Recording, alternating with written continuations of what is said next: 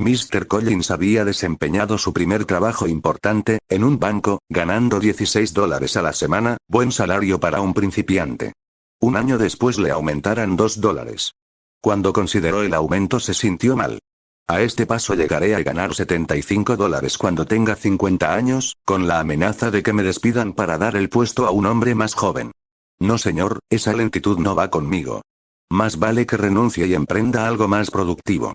El joven Collins aceptó un puesto en una compañía de seguros, empezando con 22 pesos a la semana. 3 años más tarde ganaba 40 semanarios y obtenía casi 50 mensuales de comisión. Todavía es demasiado lento para mí, y se apresuró a cambiarse a una agencia de publicidad, en donde le pagaron 50 semanarios. Después de un año de trabajo activo, logró que le aumentaran a $100 semanarios. Aquel era un salario extraordinario para hombre tan joven. Sin embargo, se lo ganaba bien, pues sugería veintenas de ideas nuevas, atractivas y muy útiles a la agencia, que en esa forma estaba en posibilidad de aumentar su clientela. Sus ideas abarcaban un campo vastísimo de productos, entre los que se contaban pasta para dientes, cepillos, crema para la cara, cigarrillos Kentucky, whisky, un tostador automático, pasta pulidora de metales, un aparato que doblado podía llevarse en el bolsillo del pantalón y extendido servía de vehículo para transportar a un bebé. Después apareció un nuevo material para techos hecho de una mezcla de concreto, carbón, serrín y media docena más de ingredientes. Fue él el encargado de la campaña de publicidad nacional de aquel producto y esta constituyó un gran éxito. A la agencia llegaban muestras de los productos para que estos fueran estudiados y se hallara la forma más conveniente de anunciarlos. Cuando los veía, no solo hacía sugestiones respecto a la manera de anunciarlos, sino que también aconsejaba la forma, empaque y botella en que debían ofrecerse al público, y exponía sus ideas respecto al modo de mejorarlos en parte o en general. Llegó en un caso a aconsejar que se redujera el precio de fábrica y, en otro, que se elevara el de menudeo. En uno sugería la venta en grandes cantidades y en otro la venta en pequeños paquetes. Una vez que casualmente vio los libros, se enteró de que la empresa había obtenido con sus ideas una utilidad neta de $40.000.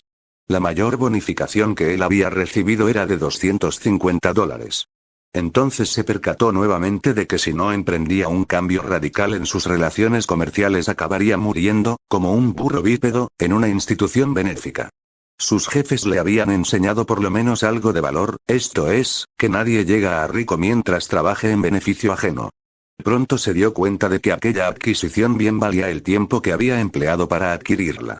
Cuando dijo a los empresarios de la agencia que iba a renunciar, le ofrecieron $150 a la semana, después 180 y, finalmente, 250 y un 5% sobre las ganancias obtenidas con sus planes, ideas y sugestiones.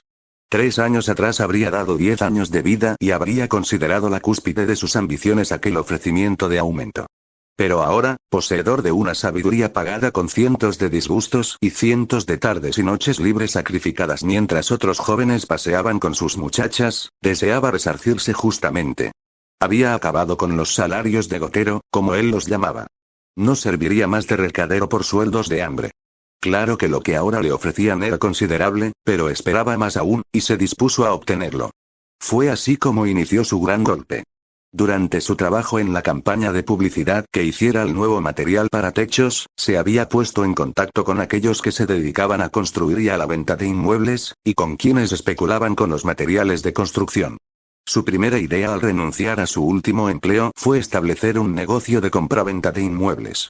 Antes de que encontrara un local adecuado para su oficina, se presentó la gran huelga de los trabajadores de la construcción en Chicago.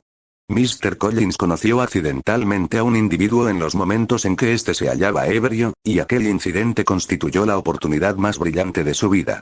Encontró a aquel hombre en la trastienda de una droguería, en la que se servían bebidas alcohólicas a clientes de confianza, exclusivamente, mientras que en el mostrador solo se expendían bebidas suaves. Mr. Collins era uno de aquellos clientes de confianza. El ebrio dejó escapar algunas palabras sobre su gran importancia en los asuntos de la ciudad.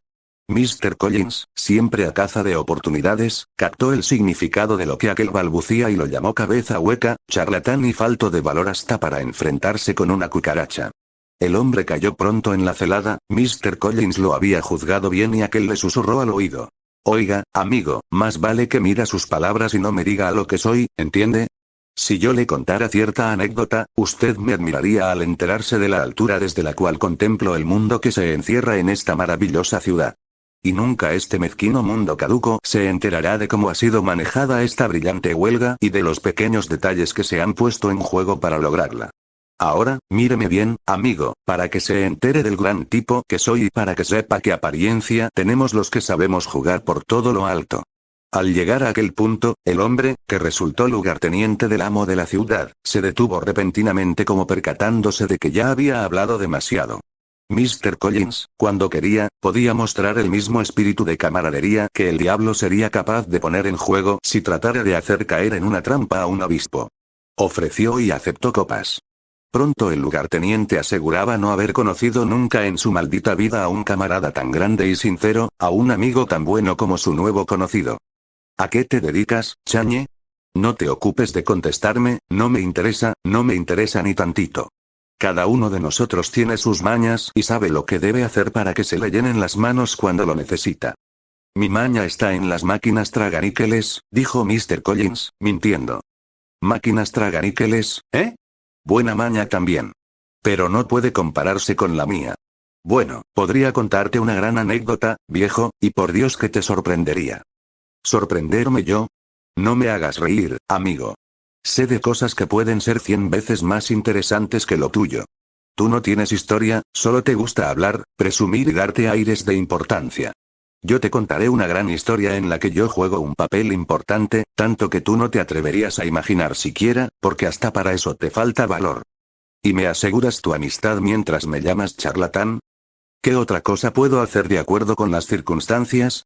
Algunos tipos corren el riesgo y lo corren con toda entereza, otros palidecen y desaparecen del escenario. Ahora oye, amigo, cuando a mí se me presentó la oportunidad, es decir, cuando. Espera un momento, amigo, interrumpió el lugarteniente a Mr. Collins. No te precipites, amigo, no te precipites. ¿Quién es el que está contando la historia, tú o yo? Tú solo debes escuchar como un buen chico lo que este lobo viejo sabe sobre el interior del paisaje exterior. Verás, ocurrió así y comenzó cuando el viejo me dijo que echara un buen vistazo a... Así fue como Mr. Collins se enteró de la verdad sobre los movidos acontecimientos acerca de los cuales los periódicos habían dado versiones incorrectas o veladas, en parte, porque el amo había dado órdenes estrictas sobre lo que los periódicos habían de publicar y lo que debían callar para siempre. Parecía que dos hombres, ambos interesados en la compraventa de inmuebles y en el negocio de construcciones, decidieron el mismo día que Chicago había dejado de ser lo suficientemente amplio para ambos y, por tanto, uno de ellos debía abandonarlo.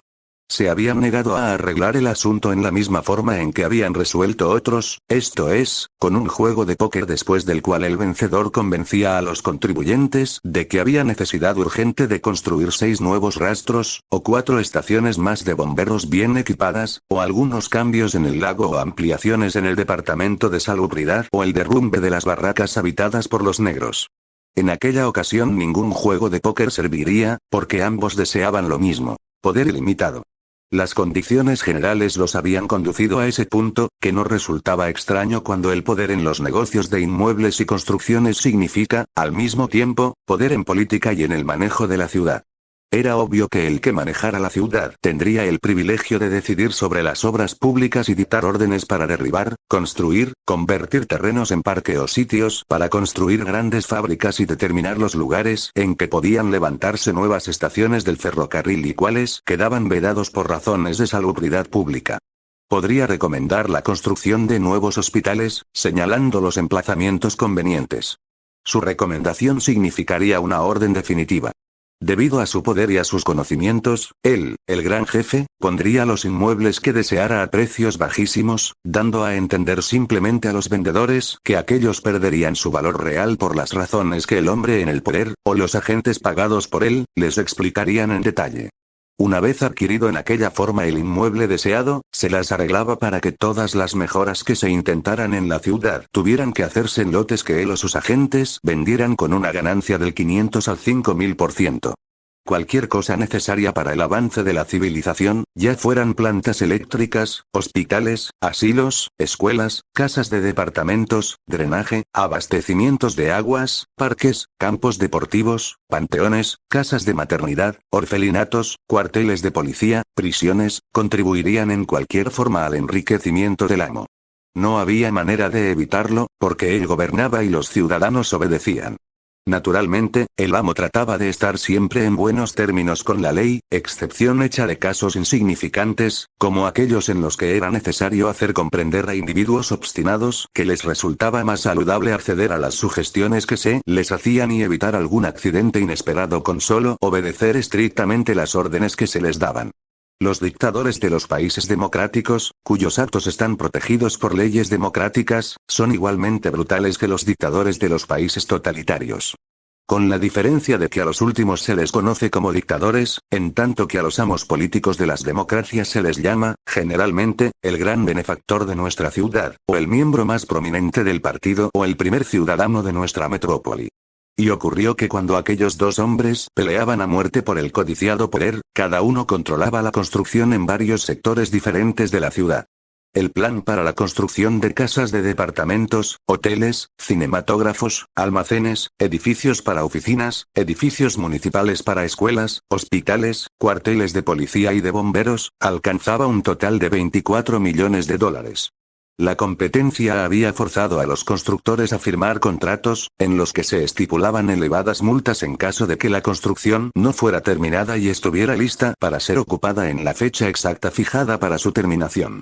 Era evidente que los constructores cuyas casas se terminaran primero conseguirían a todos los inquilinos que necesitaran habitaciones, estarían en situación de cumplir todos los contratos, convenios y alquileres firmados de antemano para asegurarse las mayores entradas posibles por concepto de rentas, y quedarían, además, los contratantes obligados a pagar multas a los inquilinos cuando el propietario hubiese firmado contratos de arrendamiento, fundándose para entregar la construcción a los arrendatarios en determinada fecha, de acuerdo con la fijada para que la construcción se terminara. Todos, aun las autoridades federales y las de la ciudad, respaldaban sus contratos con cláusulas de esa especie. Así, pues, el constructor que terminaba a tiempo no tenía que pagar multas y obtenía utilidades desde el momento que había calculado empezaría a percibirlas. Pero el que se atrasaba tenía que pagar fuertes multas, y corría el riesgo además de que sus edificios permanecieran a medias o totalmente deshabitados durante semanas y aún meses. Semejantes pérdidas le harían quebrar y desaparecer de la arena del negocio. Mr. Scheller, uno de aquellos dos contratistas, fue el primero en concebir la brillante idea y también el primero dispuesto a invertir grandes cantidades de dinero para poder realizarla. Se entrevistó con el secretario de la Unión y le habló de su excelente idea. El secretario lo escuchó con toda atención. Y mientras lo escuchaba recordó que se encontraba en un lío formidable del que saldría con un ojo morado si no se le presentaba la oportunidad, casi imposible, de reunir $15,000 en 4 días. Sus dificultades obedecían en parte al póker, en parte a cierta cantidad de droga hallada en una bolsa extraviada y, en parte, a la promesa hecha por cierta mujer de que no guardaría silencio cualesquiera que fueran los resultados. $15,000 en 4 días. Compromisos menores habían inducido a más de un hombre a cometer doble asesinato y a matar a un policía. $15,000 en 4 días. Aquel sí que era problema y de una naturaleza que jamás, cuando se echaba a cuestas la empresa de conseguir un aumento de 5% en los salarios de los miembros de su sindicato, se le había presentado.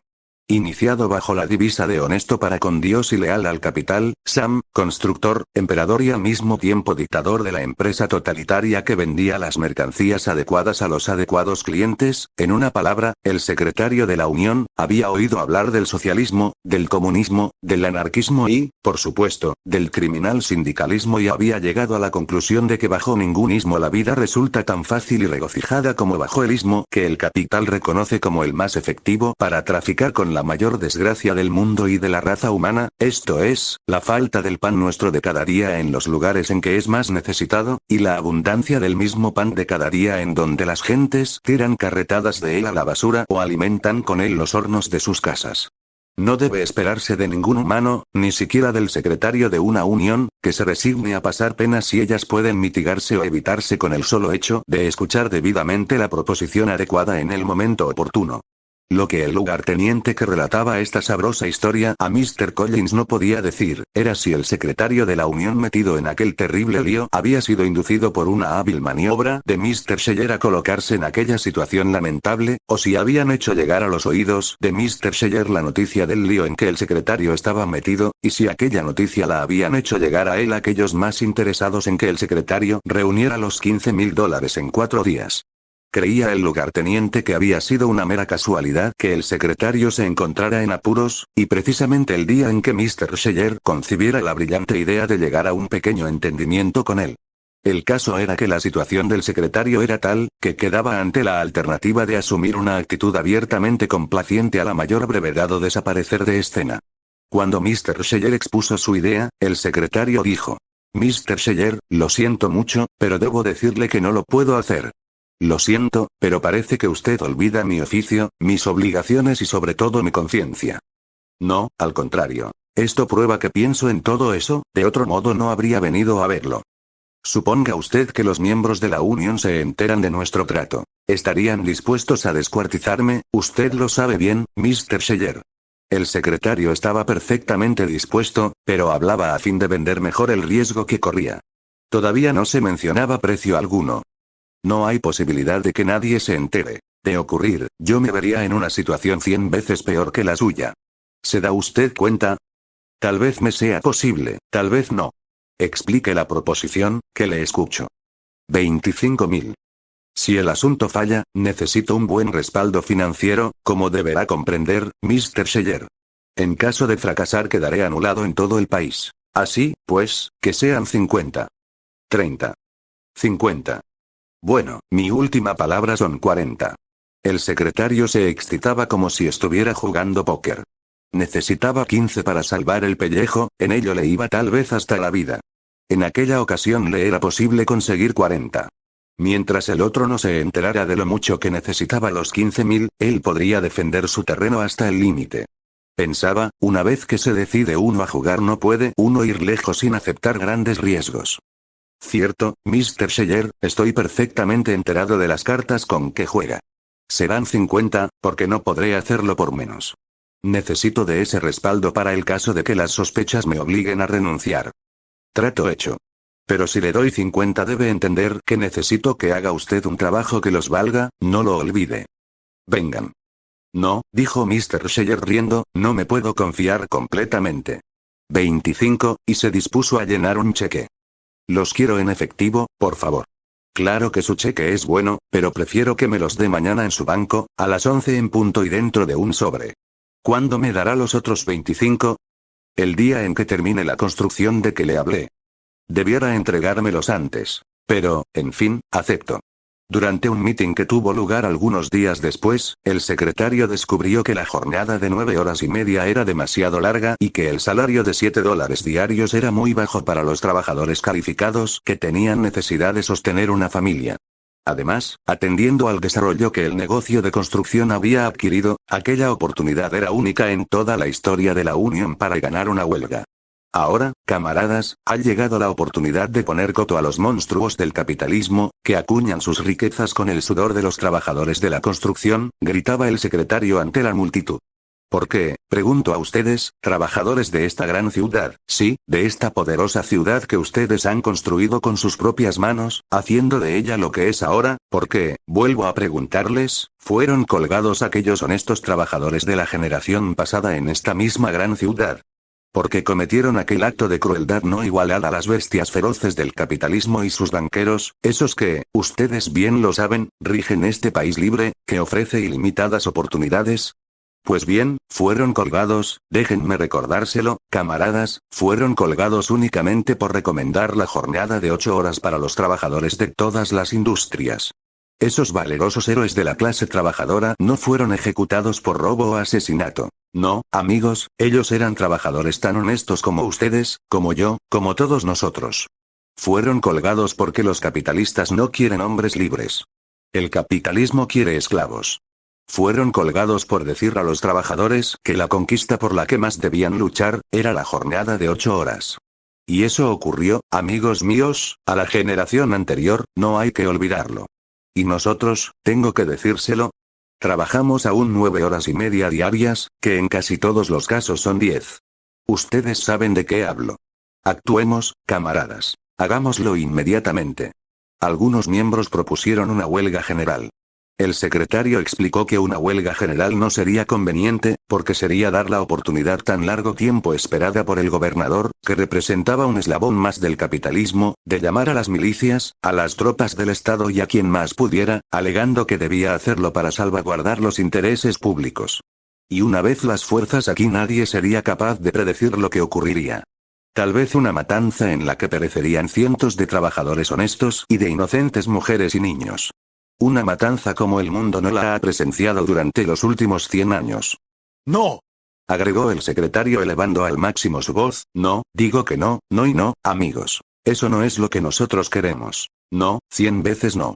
No queremos ver asesinadas a nuestras madres, esposas y niños. Lo único que deseamos es una participación justa en la riqueza que producimos. Solo queremos hacer uso de nuestros derechos constitucionales. Y uno de esos derechos nos concede la libertad de reunirnos pacíficamente con la finalidad de mejorar nuestra posición económica y de declararnos en huelga si es esa la única forma de alcanzar la recompensa justa de nuestro trabajo. Fue aclamado por miles de personas que se hallaban en el mitin. Se permitió a los miembros que hablaran cuanto quisieran.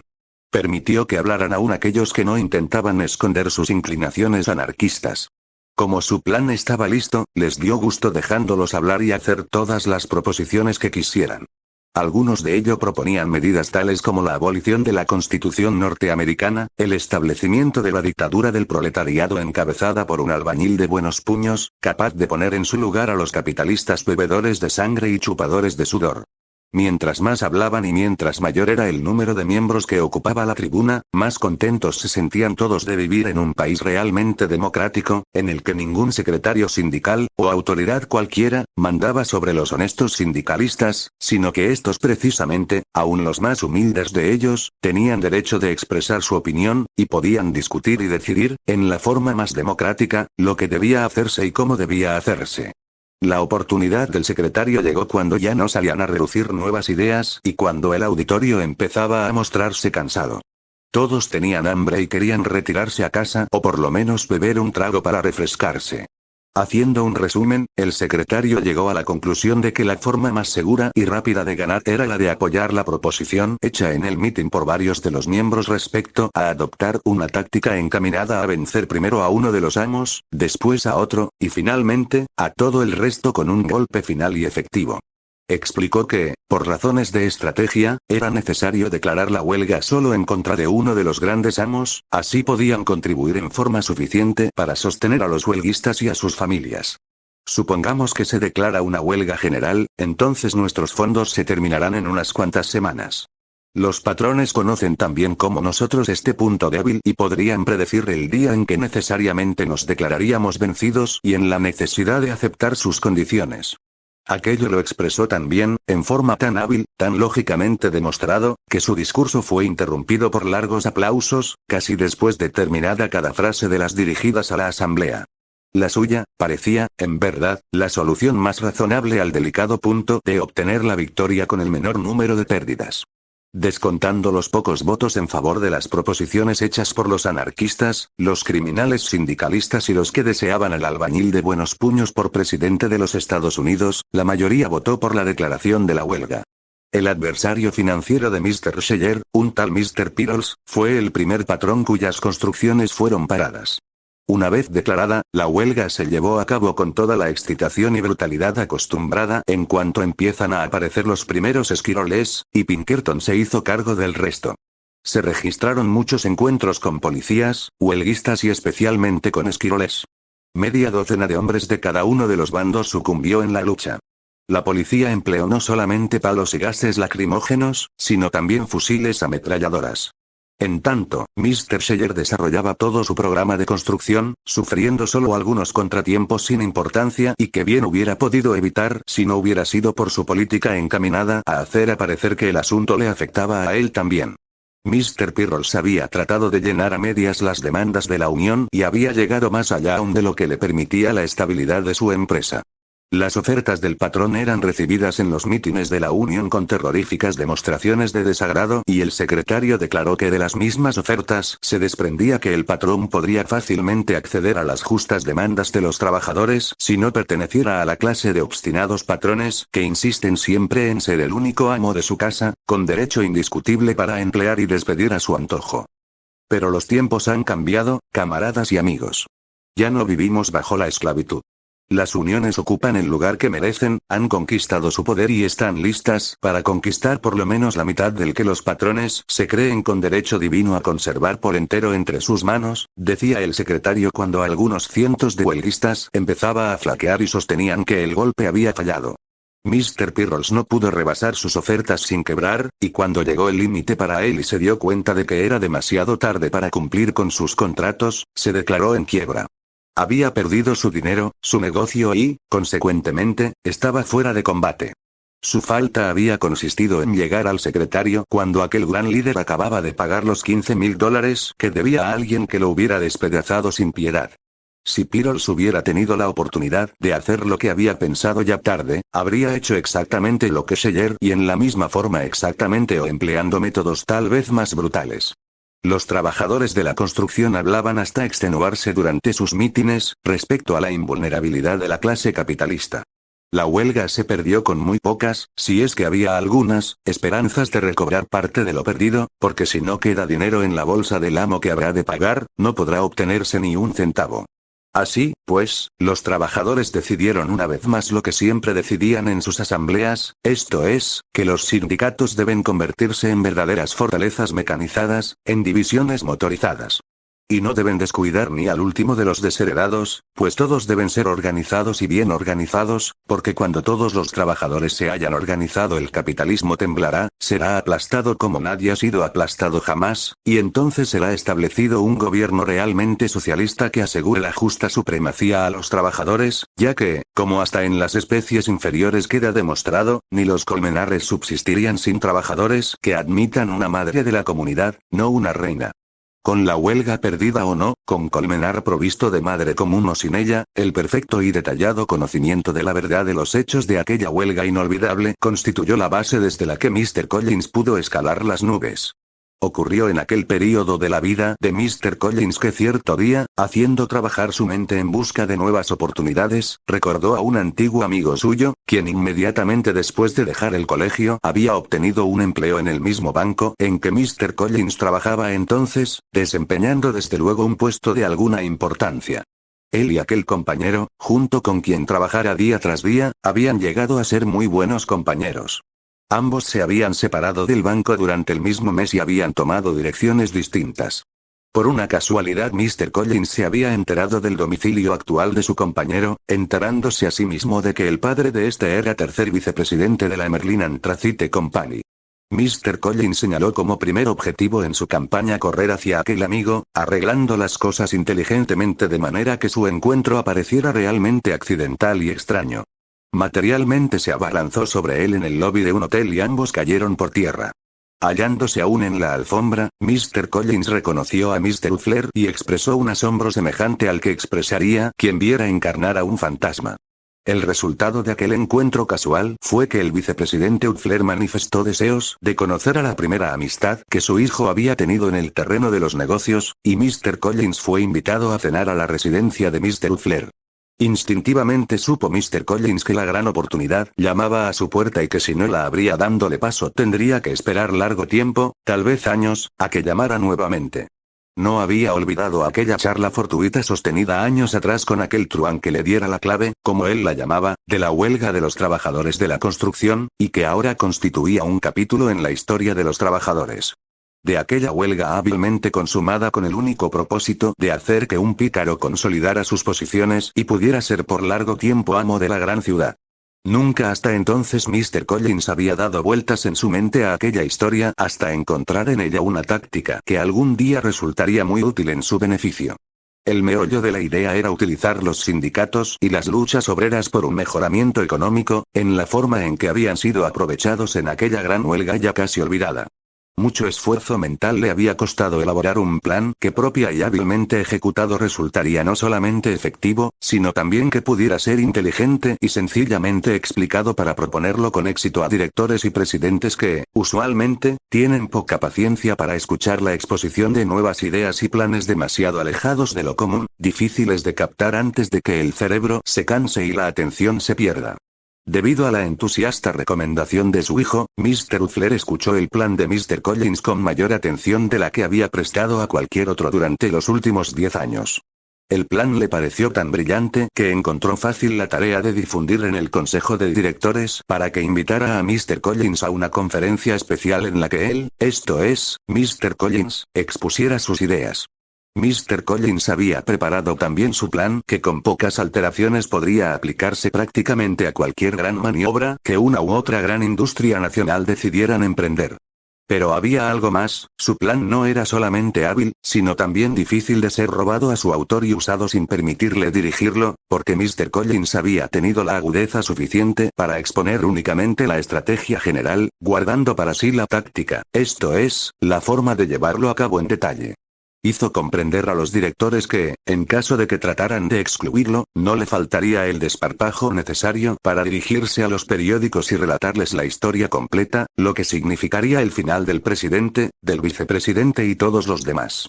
Además, si no era tratado en la forma que esperaba, podía interrumpir la suave marcha de su plan en cualquiera de sus etapas, echándolo a perder todo.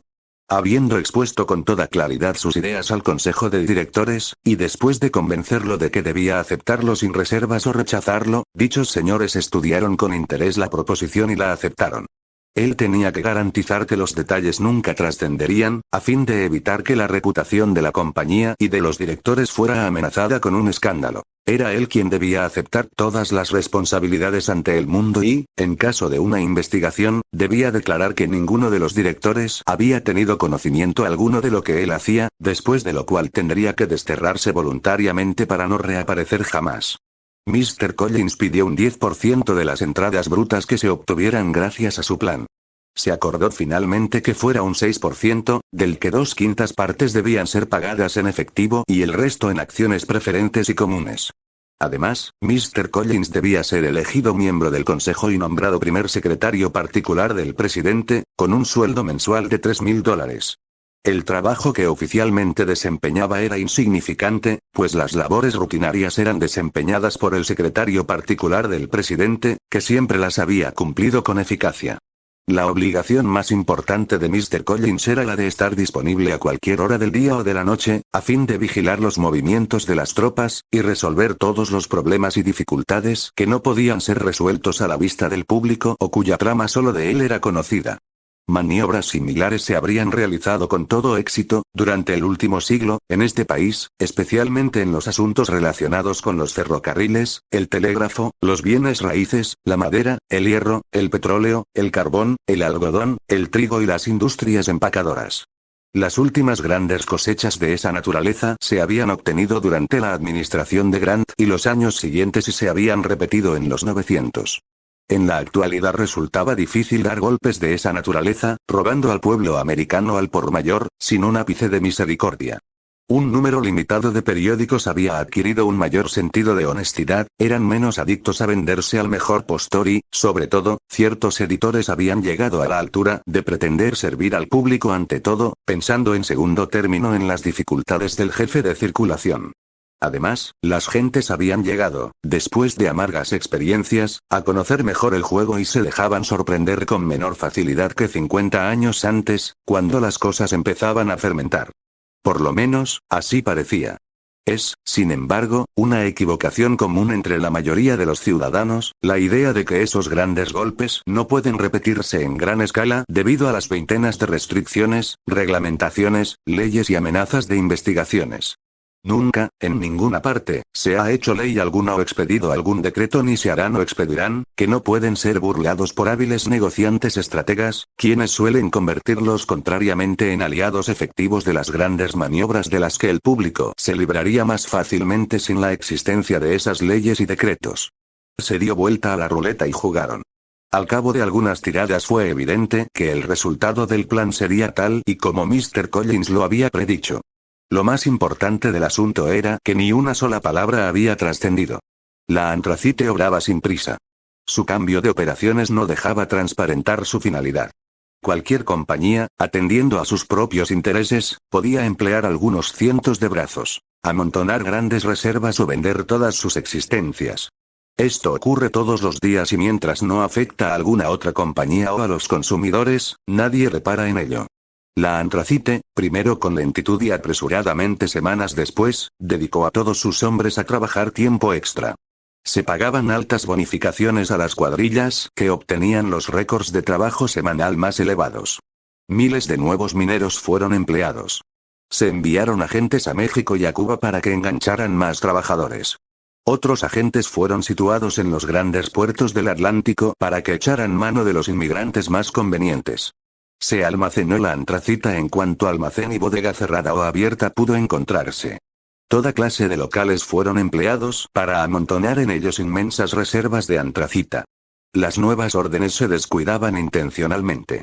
Los contratos existentes con compañías navieras, ferrocarriles, plantas industriales y mayoristas fueron respetados íntegramente, en todos aquellos casos en los que se estipulaban multas si las entregas no eran oportunas y en la cantidad estipulada.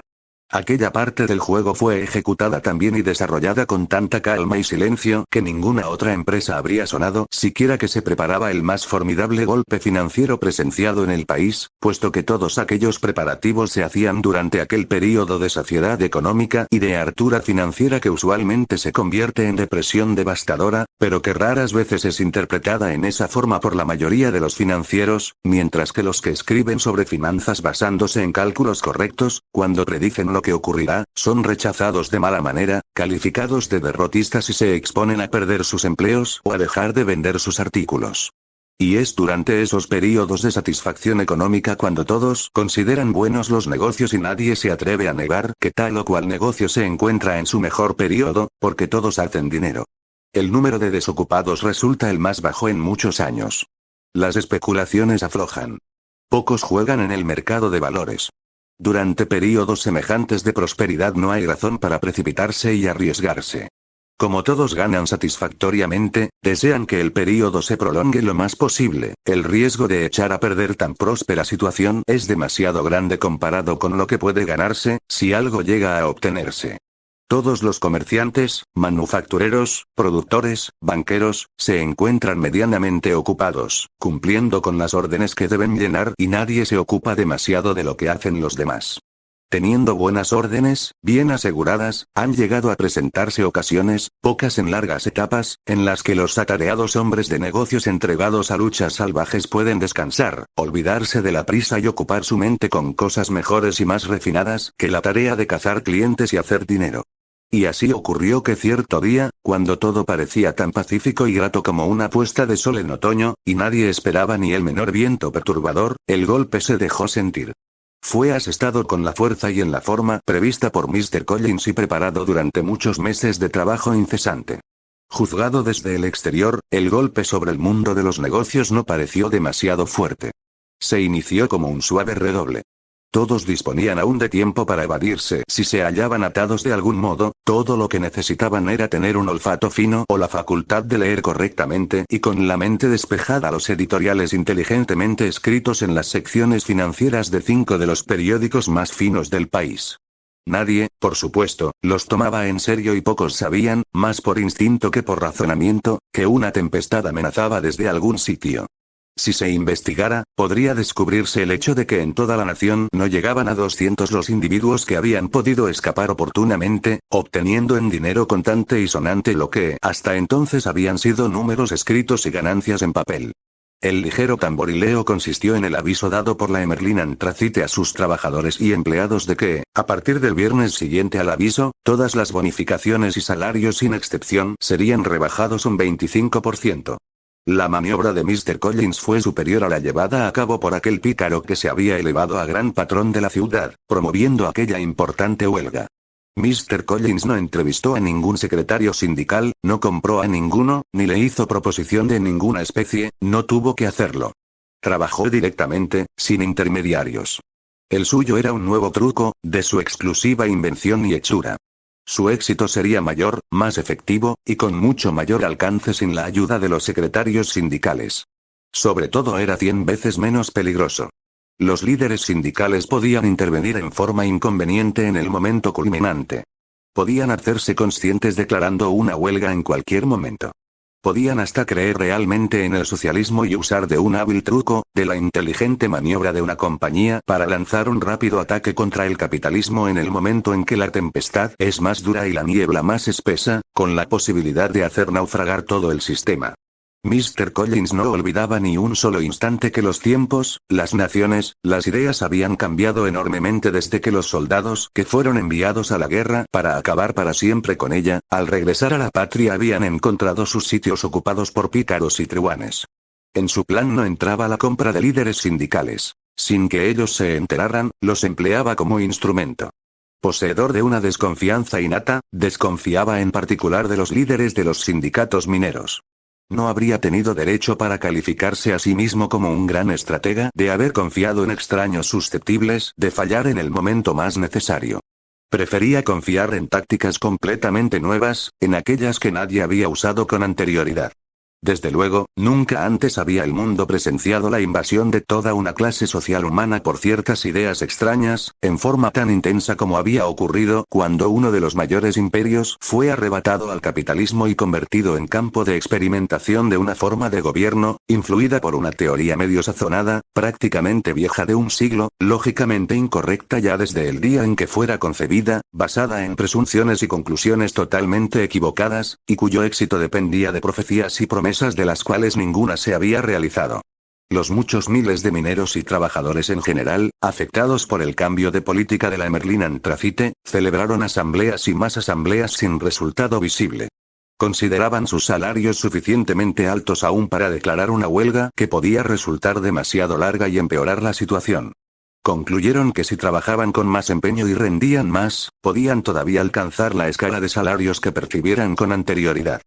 Cuando esa resolución llegó hasta el Consejo de Directores, algunos de los miembros parecieron inquietarse, pensando en que tal vez había algo que no marchaba bien y que Collins no era, después de todo, el hombre apropiado para conducir aquel gigantesco golpe con éxito, y que podría dejarlos sin esperanzas en el momento culminante. La creciente nerviosidad de los directores no le impresionó en absoluto.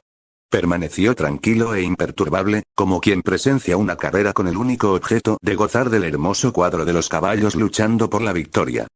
Pero caballeros, decía sonriendo, si todavía no empezamos siquiera. Lo único que hemos hecho es dar los primeros signos de hallarnos totalmente despiertos y listos para colocarnos en el lugar que nos corresponde, al lado del sol. Les recomiendo que procuren por todos los medios evitar inquietudes, es más, no intenten ningún movimiento de retroceso por esperar los resultados antes de tiempo. Les ruego se percaten de lo seriamente que les hablo, caballeros. Bien, aquí está mi proposición. Podrán condenarme a muerte si fallo.